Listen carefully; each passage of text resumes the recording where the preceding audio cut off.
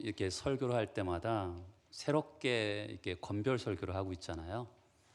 그럴 때마다 항상 하나님, 그 다음은 어떤 설교를 하면 좋을까요라고 물어볼 때가 있습니다. 지난번 로마서 끝날 즈음에서 물어볼 때 그 즈음에서 다니엘서로 해야 되겠다는 마음을 주셨어요. 근데 사실은 마음을 주셨는데 제가 한 달 정도 거절했습니다. 이거 사실 어렵거든요. 그렇지 않아도 어렵게 하는 설교인데 이 본문 자체가 어려우니까 굉장히 쉽지 않다고 생각했습니다. 그래서 하나님 주신 마음에 제가 순종했습니다. 그러면서도 제가 또 6장까지는 그래도 설교를 해보겠는데 7장부터는 환상이기 때문에 제가 어떻게 할까라는 고민도 있었습니다. 그래서 한 달 정도 전에 하나님, 제가 7장부터는 안 하겠습니다. 다른 거 할 수 있도록 본문을 열어주세요라고 기도했는데 그냥 하라는 마음이 주시더라고요. 그래도 못하겠습니다 했더니 7장도 하나님 말씀이야 이러는데 제가 할 말이 없더라고요. 그러니까 그런 면에서 제가 이 다니엘서 7장부터 계속 이어서 하도록 하겠습니다. 다니엘서 7장을 읽어보면 느낌이 어떠냐면 우리가 지금까지 봤던 1장부터 6장까지와는 전혀 말투가 다릅니다. 왜냐하면 1장부터 6장까지는 다니엘과 세 친구의 믿음의 이야기를 다루면서 그런 사건을 다루죠. 그러다 보니까 굉장히 실제적이고 직접적인 표현을 씁니다. 그런가 하면 7장부터 12장까지는 환상과 예언이 나옵니다. 환상과 예언이 나오기 때문에 이 어투가 굉장히 상징적인 언어를 사용하고 있습니다. 그래서 오늘 읽은 본문에 보면 뿔, 짐승 이런 말이 등장하기 때문에 우리가 주목해서 봐야지만이 해석이 가능한 것입니다. 특별히 1장부터 6장까지는 다니엘이 꿈을 해석하지 못한 게 없어요. 심지어는 느부갓네살의 꿈의 내용과 그리고 그것을 해석해냈죠. 그런데 7장부터 12장까지 나오는 꿈은 다니엘이 해석을 못합니다. 천사에게 도움을 요청하죠. 그래서 우리가 더 주의 깊게 볼 필요가 있는 본문이기도 합니다. 다니엘은 12장까지 있잖아요. 1장부터 6장까지는 전반부고요. 7장부터 12장까지는 후반부인데 분명하게 다름이 존재하지만 그러나 1장부터 6장 이 전반부는 7장부터 12장까지를 해석하는 배경이 되는 것입니다. 그래서 연결되어 있다고 볼 수가 있어요. 그리고 주제도 동일합니다. 1장부터 6장까지는 역사에 대해서 이야기하고 있죠. 7장부터 12장은 환상에 대한 이야기를 하지만 주제는 동일합니다. 인간의 역사를 하나님이 주관하신다라는 겁니다. 하나님의 백성이 어려워도 하나님이 보호하시니까 용기를 잃지 말라. 이것이 바로 다니엘서 전체의 주제가 되는 것이죠. 전반부도 후반부도 하나님이 역사를 주관하시는 하나님의 주권이 있음을 기억하라고 우리에게 말씀하고 있는 것입니다. 여러분, 다니엘서 12장 전체에서요, 이 7장은 제일 중요합니다. 어디가 안 중요하겠습니까? 그러나 어떻든 다니엘서 전체에서 이 7장은 가장 중요한 것임을 인지하고 오늘부터 말씀을 경청해 주셨으면 합니다. 먼저 역사적인 배경을 보겠습니다. 1절에 보면 바벨론 벨사살 왕 원년에라고 하고 있습니다. 벨사살 왕 원년은 다니엘이 70세 정도가 된 나이입니다. 다니엘서 5장에 보면 바벨론이 멸망하잖아요. 멸망하기 전 10년 남짓의 이 어간 속에 있는 기간에 예언과 환상을 보게 됩니다. 환상과 예언이 뭐죠? 2절과 3절입니다. 환상을 보았는데 하늘에 네 바람이 큰 바다로 몰려 불더니 큰 짐승 넷이 바다에서 나왔는데 그 모양이 각각 다르더라. 우리가 보통 바람이 한쪽에서 다른 쪽으로 불잖아요. 그런데 오늘 2절에서 보면 바람이 어떻게 붑니까? 네 바람이 부는 것이죠. 동서남북에서 동시에 바람이 부는 것입니다. 우리가 한쪽에서 다른 쪽으로 불어도 바람이 오는 것을 느끼게 되는데, 동서남북에서 바람이 동시에 불 때는 혼란이 일어나는 것입니다. 이스라엘의 이 고대 근동 지역에서 대혼란이 일어나는 것을 내바람으로 표현하고 있는 것이죠.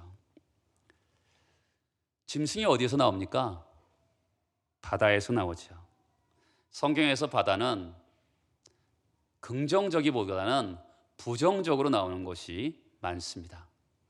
요한계시록에 보면 새하늘과 새 땅에는 바다가 없습니다. 바다는 뭘 상징할까요? 하나님이 없는 세상, 하나님이 없는 사람을 상징하고 있는 것이죠. 지금 바람이 붑니다.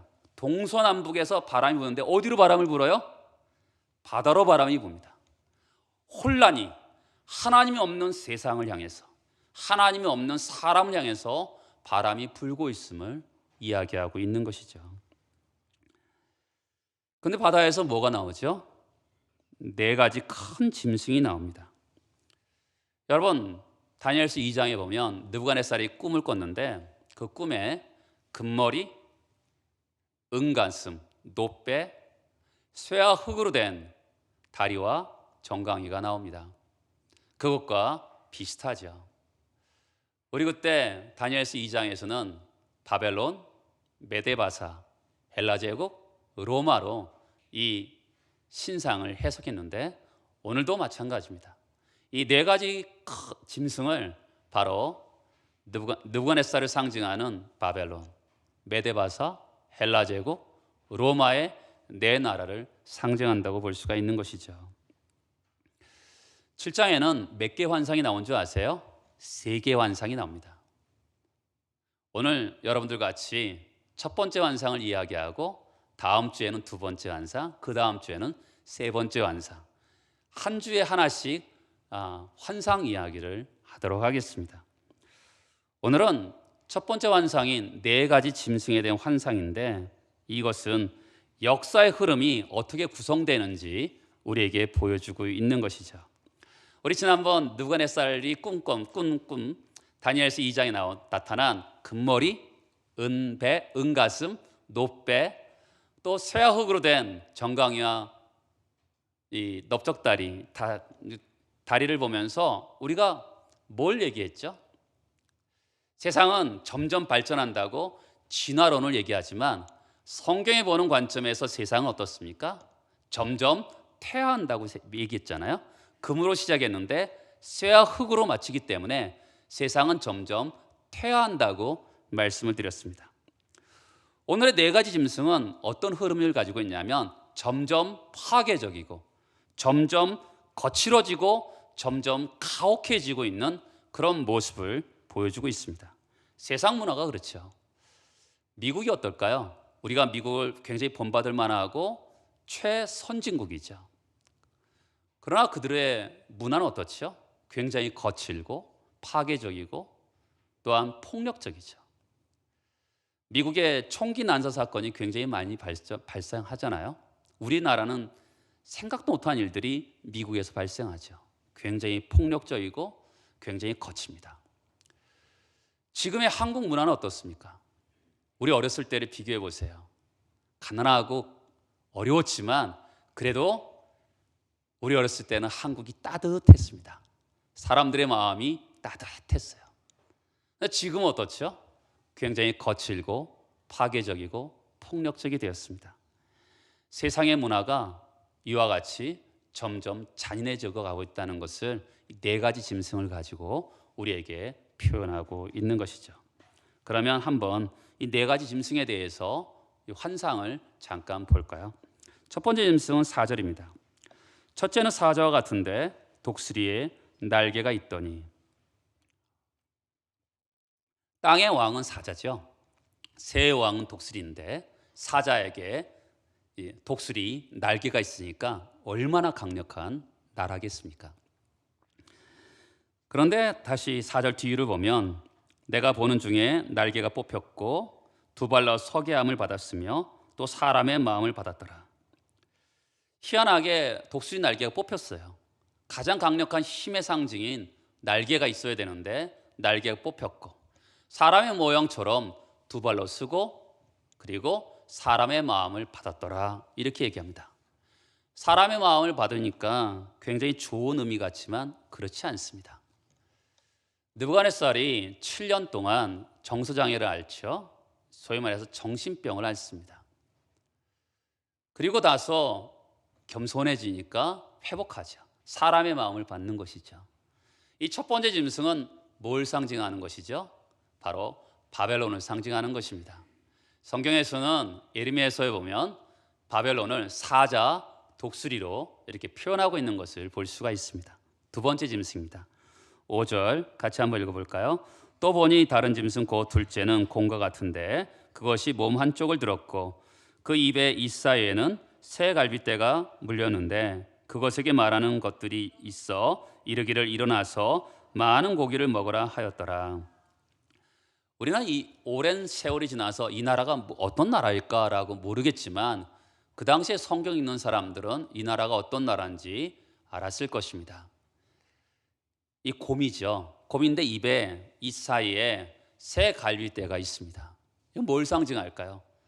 그 당시에 가장 강력한 나라가 있었는데 리디아, 애굽, 바벨론이라는 나라가 있습니다. 이 새 갈빗대는 바로 리디아, 애굽, 바벨론을 상징합니다. 근데 이 메데바사라는 이 나라가 이 세 나라를 정복한 것이죠. 그리고 특이한 사항이 있습니다. 몸 한쪽을 들었어요. 어떤 학자들은 이 몸 한쪽을 들었다는 것을 이렇게 표현합니다. 곰이 걸어가기 위해서 몸을 들고 내리고 들고 내리고 하면서 세상 나라를 정복하는 모습을 보여주고 있다고 해석하는 사람들도 있습니다. 또한 몸 한쪽을 들었어요. 자, 저를 보시겠습니까? 제가 몸 한쪽을 들었어요. 이렇게 하면 균형이 잡히겠습니까? 균형이 안 잡히는 것이죠. 메데와 바사는 연합국입니다. 연합국인데 같이 이렇게 정복해 가는데 나중에 원래는 메데라는 나라가 더 강력했고요. 그리고 바사라는 나라는 더 연약했습니다. 그런데 우리가 메데 바사가 나중에 어떤 나라로 우리가 알고 있습니까? 페르시아로 알고 있습니다. 바사가 더 강력해지는 거예요. 균형추가 무너지는 거죠. 그렇죠? 그것을 몸이 들었다라는 표현을 가지고 몸의 균형이, 그러니까 메데와 바사의 연합군이 몸의 균형치가 무너지면서 결국 한 나라는 약해지고 한 나라는 강해졌다는 표현을 이렇게 몸에 들었다라고 표현했다, 이렇게 학자들은 이야기하는 분들도 있습니다. 어느 나라죠? 메데 바사입니다. 세 번째입니다. 6절입니다. 같이 읽어보겠습니다. 곧 표범과 같은 것이 있는데 그 등에는 새의 날개 넷이 있고 그 짐승에는 또 머리 넷이 있더라.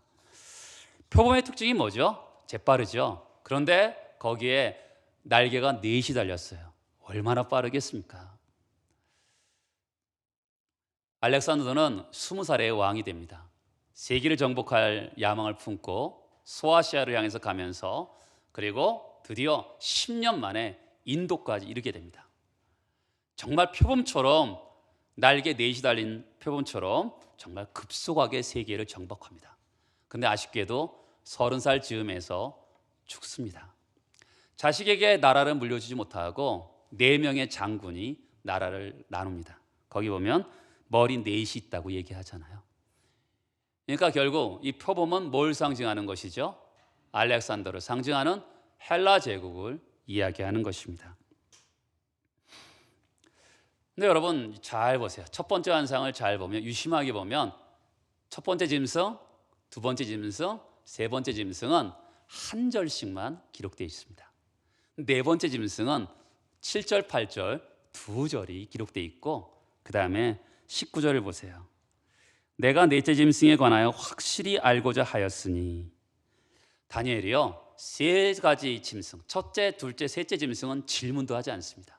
그런데 네 번째 짐승에 대해서는 질문하는 것이 다른 것이죠. 그럼 네 번째 짐승을 어떻게 묘사하고 있는지 7절을 보겠습니다.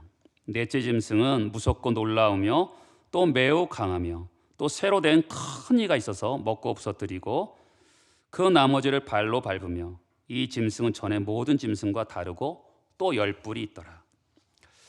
재미있게도요, 첫째, 둘째, 셋째 짐승은 사자, 곰, 표범으로 짐승으로 표시하고 있는데, 넷째 짐승은 어떤 짐승으로도 묘사하고 있지 않습니다. 왜 그랬을까요? 두 가지를 추론할 수 있는데, 땅에 있는 어떤 짐승으로도 표현하기가 어려운 또 다른 짐승일 가능성이 있는 것이고요. 그리고 두렵고 무섭잖아요. 두렵고 무서우면 어떻게 돼요? 눈을 감아버리죠. 그러니까 못 본 거예요. 그러니까 표현할 수 없었다, 이렇게도 해석할 수 있는 것이죠. 어떻든 두렵고 무서운 짐승인 것은 맞는 것입니다. 두렵고 무서운 짐승을 어떻게 표현하죠? 이빨로 표현하고 있습니다. 쇠로 된 이빨로 부서뜨리고 나머지 남은 먹지 않은 것을 발로 밟았다, 정복하는 그런 모습을, 아주 잔인한 모습을 표현하고 있는 것이죠. 네 번째 짐승의 또 다른 묘사는 뭐냐면 7절의 뒷부분 보면 10개의 뿔이 있습니다. 무슨 뜻일까요? 24절에 보면 열 뿔은 그 나라에서 일어날 열 왕이다라고 얘기합니다. 여러분, 이 뿔은 왕이에요. 열 뿔이니까 열왕인데 환상이잖아요. 환상은 상징적인 것이라고 볼 수가 있는 것이잖아요. 그러니까 하나, 둘, 셋, 그래서 열왕이라고 표현하기보다는 헤아릴 수 없는 무수한 왕이 일어났다, 이렇게 해석하면 정확할 것 같습니다. 바벨론은 70년이 채 안 돼서 멸망합니다. 메데아 바사도 200년이 지나자 망합니다. 헬라 제국도 200년이 채 안 돼서 망하게 됩니다. 네 번째 나라는 로마인데요, 로마는 500년 정도 유지됩니다. 동로마 제국과 치면 1500년을 유지합니다. 그런 가운데 속에서 헤아릴 수 없는 열뿔, 열왕이 등장했다, 이렇게 표현하고 있는 것이죠. 근데 여러분, 아까도 말씀드렸듯이 첫째, 둘째, 셋째, 넷째 짐승 가운데 이 첫 번째 환상이죠. 여기서 네 번째 짐승이 핵심인데, 네 번째 짐승 가운데 속에서도 더 핵심이 하나 있습니다. 그것은 작은 뿔입니다. 8절을 보겠습니다. 내가 그 뿔을 유심히 보는 중에 다른 작은 뿔이 그 사이에 나타나더니 첫 번째 뿔 중에 셋이 그 앞에서 뿌리까지 뽑혔으며 이 작은 뿔에는 사람의 눈 같은 눈들이 있고 또 입이 있어 큰 말을 하였더라. 역사의 흐름 가운데 속에서 작은 뿔이 등장합니다. 로마 나라에서 나라 왕이 통치하고 죽고 통치하고 죽으면서 그런 어느 한순간에 작은 뿔이 일어나게 됩니다. 근데 작지만 굉장히 앞에 있는 새 뿔을 뿌리채 뽑을 만큼 강한 힘이 있습니다. 그리고 이 뿔에 눈이 있죠. 여러분, 눈은 지혜와 변별력을 상징합니다. 남들이 잘 알지 못하는 문제를 해결하는 것이죠. 지혜로우니까 문제를 해결하죠. 그리고 앞에 있는 새 뿔을 뿌리채 뽑을 만큼 강력한 힘이 있는 거죠. 세상에 여러분, 지혜롭고 강력한 힘의 왕이 등장하면 사람들이 어떻게 하죠? 사람들이 힘을 실어줍니다. 그러니까 더 강력한 사람이 되는 것이죠. 이 작은 뿔로 상징하는 한 인물이 등장하는데 이 첫 번째 환상의 핵심입니다. 이 인물이 어떤 일을 할까요? 25절에 보면 네 가지 일을 합니다. 첫 번째는 어떤 일을 하죠? 그가 장차 지극히 크신 일을 대적합니다. 8절 뒤에 보면 입이 있어 큰 말을 하는데, 영향력 있는 큰 말을 해요. 근데 말을 하는데 어떤 말을 하냐면 지극히 높으신 이 하나님을 대적하고 있습니다. 역사가 흘러가고 있는데 일정한 시점이 되면 작은 뿔이 등장해서 어마어마한 능력을 행하는데, 그가 하는 일의 첫 번째가 뭐냐면 하나님을 대적하고 있습니다. 그리고 작은 뿔이 하는 두 번째가 뭡니까? 25절에 보면 지극히 높으신 이의 성도를 괴롭게 합니다. 하나님 백성을 핍박하고 박해하고요, 교회를 불태우고 교회를 핍박합니다.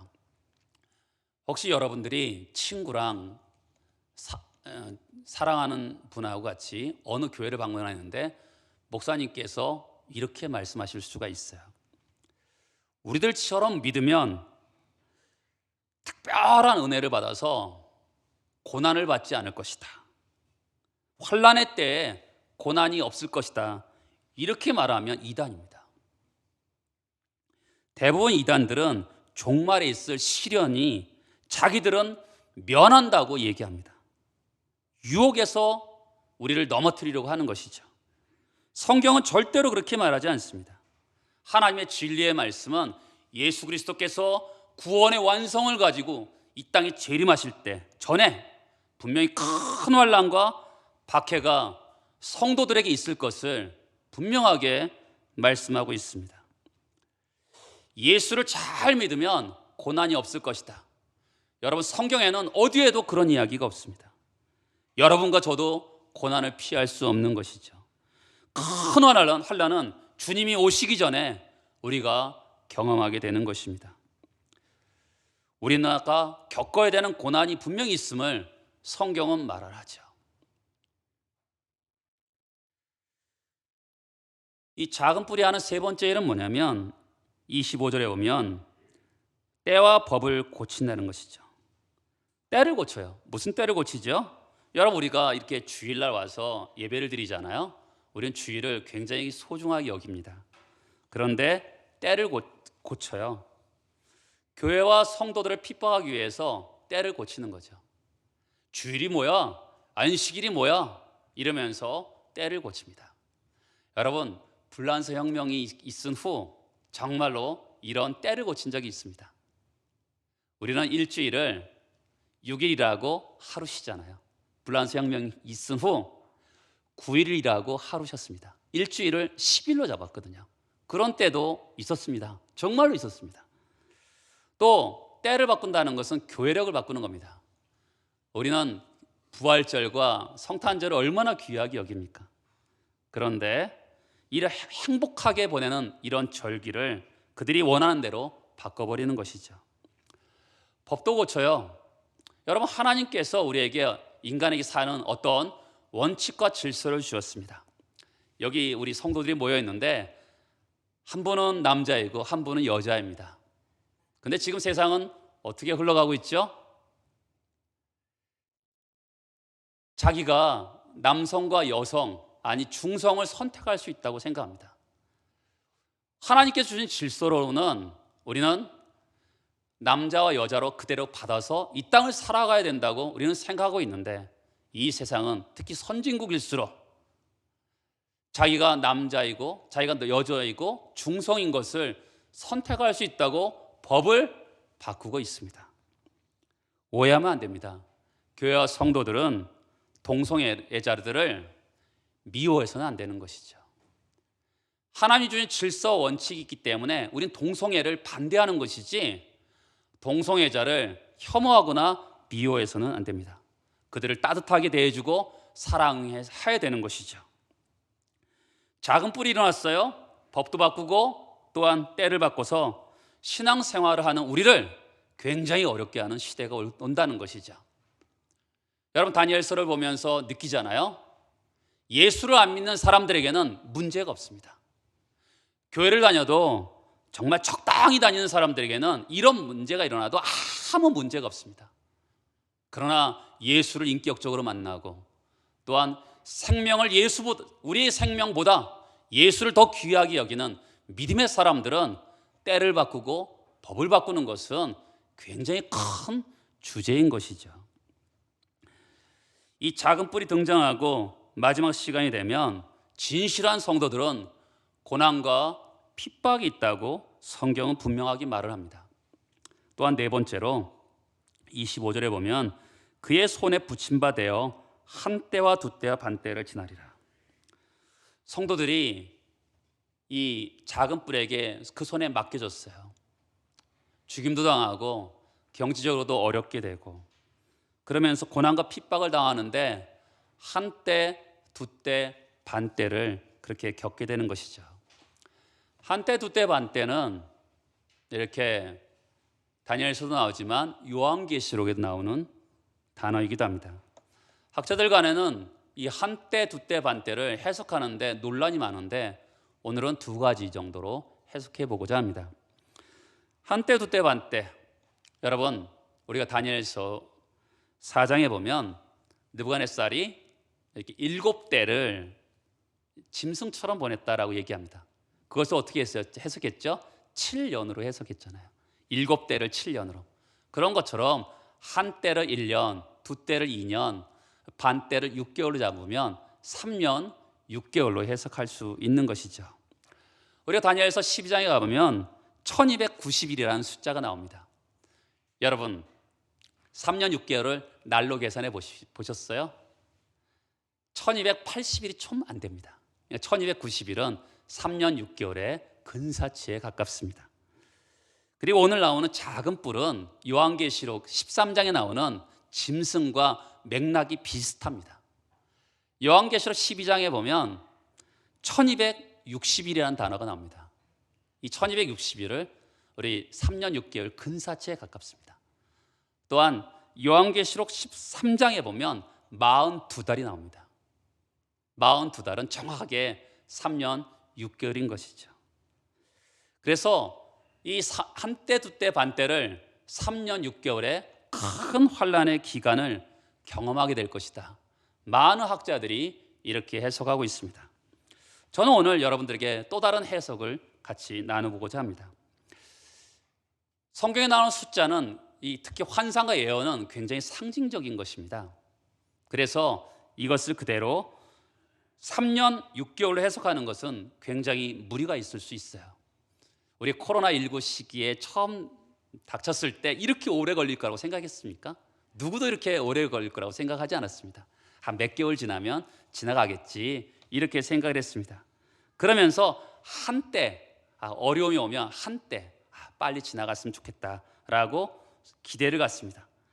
그런데 생각보다 길어지네요. 한때일 줄 알았는데 두 때가 됩니다. 더 길어졌습니다. 그러면 어떻게 될까요? 사람들의 마음이 다치죠. 하나님 우리를 넘기져 주셨나?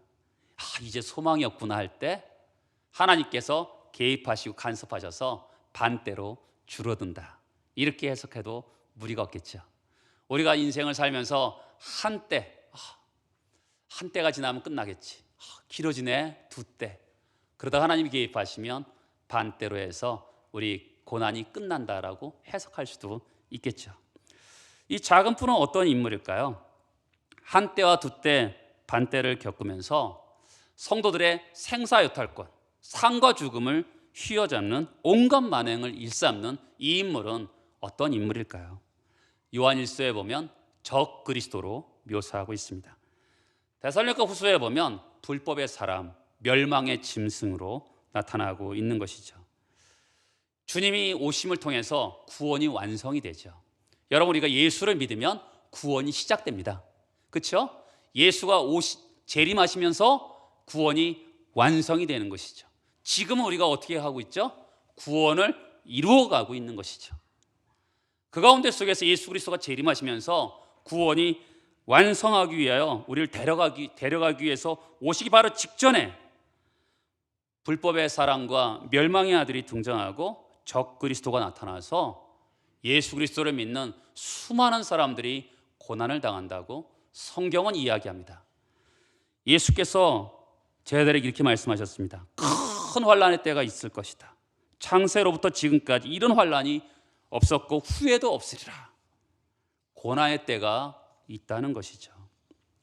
다니엘도요, 예수님도 성도들이 분명히 고난이 있을 거라고 이야기하고 있습니다. 우리가 큰 고난도 있지만 믿음으로 살아가는 우리에게는 크고 작은 고난이 반드시 있음을 기억해야 됩니다. 예수 믿는데 고난이 없다 생각하고 믿으면 안 돼요. 분명하게 예수를 믿어도 성경은 고난이 있다고 말씀하고 있습니다. 이스라엘 백성들이 이 작은 뿔이라는 이 성경을 가지고 있으면서 저 인물이 작은 뿔이구나 라고 느꼈을 인물이 있었을 것 같습니다. 우리는 말라기와 마태복음 사회를 신구약 중간기라고 합니다. 한 400년 동안의 신구약 중간기예요. 이 당시에 어떤 인물이 등장하냐면 안티오코스 4세 에피파네스라는 사람이 등장합니다. 이 사람은 어떤 사람이냐면 아까 말씀드렸죠. 헬라 제국이 네 나라로 분리됐다고. 셀루쿠스라는 왕조가 생기는데 거기에 한 사람입니다. 안티오코스 4세 에피파네스. 이 사람이 이스라엘을 핍박하는데 어떻게 핍박하냐면 예루살렘 성전에 하나님의 신전, 제단을 치워버리고 제우스 신전을 세웁니다. 그리고 이스라엘 사람들이 그렇게 싫어하는 돼지 피로 성전을 발라버립니다. 성경책을 들고 다니는 사람 죽여버립니다. 할례를 못하게 합니다. 이스라엘 사람들이 얼마나 힘들었겠습니까? 그때 마카비라는 사람이 등장함을 통해서 성전을 청결하게 하는 사건이 일어나는 것이죠. 이 당시에 유대인들이 저 안티오코스 4세 에피파네스가 작은 뿔일 것이다, 이렇게 생각했을 것입니다. 하나님을 대적하는 행동들은 계속 일어나지 않았겠습니까? 초대교회는 누가 작은 뿔이라고 생각했을까요? 네로. 그리고 네로뿐만 아니라 도미티안 황제도 굉장히 교회와 성도들을 핍박했습니다. 초대교회 성도들은 네로, 도미티안 황제가 작은 뿔일 것이다, 이렇게 생각했습니다. 근대 와서는 누가 작은 뿔로 생각했을까요? 히틀러죠. 히틀러가 전쟁을 일으키면서 유럽은 전쟁의 소용돌이로 몰아치게 되었습니다. 유럽의 교회들은 저 히틀러가 작은 뿔일 것이라고 생각했습니다. 유대인들을 600만 명을 죽입니다. 그리고 수많은 사람들이 그로 인해서 고통과 탄식을 했습니다. 또한 작은 뿔이 또 누가 있을까요? 스탈린과 공산주의죠. 유럽의 교회들은 스탈린이 공산주의가 작은 뿔이라고 생각했습니다. 스탈린과 공산주의는 수많은 목회자를 죽입니다. 교회를 해파시킵니다. 그래서 많은 사람들이 저 사람들이 작은 뿔일 것이라고 해석했습니다. 여러분, 오늘 말씀은 무슨 이야기를 하고 싶은 것일까요? 우리 역사를 보면서 성경에 가지는 눈을 가지고 있어야 된다는 것입니다. 바벨론 제국이 무너지고 메데바사가 무너지고 헬라가 무너지고 로마가 무너집니다. 그런 가운데 결정적인 시점에 작은 뿔이 등장하는데 이 작은 뿔이 하나님을 대적하고 하나님의 백성들을 고난과 핍박을 줍니다. 그럴 때 우리가 기억해야 될 게 뭘까 있을까요? 그것은 한 때와 두 때와 반 때가 지나면 고난이 끝난다는 것을 기억해야 된다는 것입니다. 예수 그리스도가 재림하실 때, 구원의 완성을 위해서 이 땅에 오실 때, 그 전에 불법의 아들과 멸망의 자식들이 생김을 통해서 적그리스도에 의해서 우리에게 고난이 올 텐데, 수많은 어려움이 찾아올 텐데 이 고난의 끝이 있다라는 것입니다. 한 때와 두 때, 반 때 얘기를 왜 하겠습니까? 끝이 있다라는 거예요. 믿음에 굳게 서서 믿음을 저버리지 말고 하나님을 붙잡고 살라고 우리에게 오늘 말씀은 격려하고 있는 것이죠. 한국 교회는 고난을 무시하고 있습니다. 왜요? 잘 되는 기독교를 이야기했기 때문에 그렇습니다. 고난이 없는 기독교를 얘기했기 때문에 그렇습니다. 그러나 성경은 고난은 반드시 있다고 이야기하고 있는 것이죠. 고난이 있어요. 그러나 정해진 때가 있는 거죠. 한 때와 두 때, 반 때가 있는 것입니다. 고난이 있을 때 흔들리지 말고 하나님을 붙잡고 믿음으로 신실한 백성이 되기를 오늘 격려하고 있는 것입니다. 코로나19 때문에 성도들의 믿음이 약해졌다고 사람들이 이야기하지만 저는 그것으로 염려하지 않습니다. 더 믿음에 서서 어떤 고난이 와도 신실하게 믿음의 삶을 살아내는 여러분 되시기를 기대하고 축복합니다. 같이 기도하도록 하겠습니다.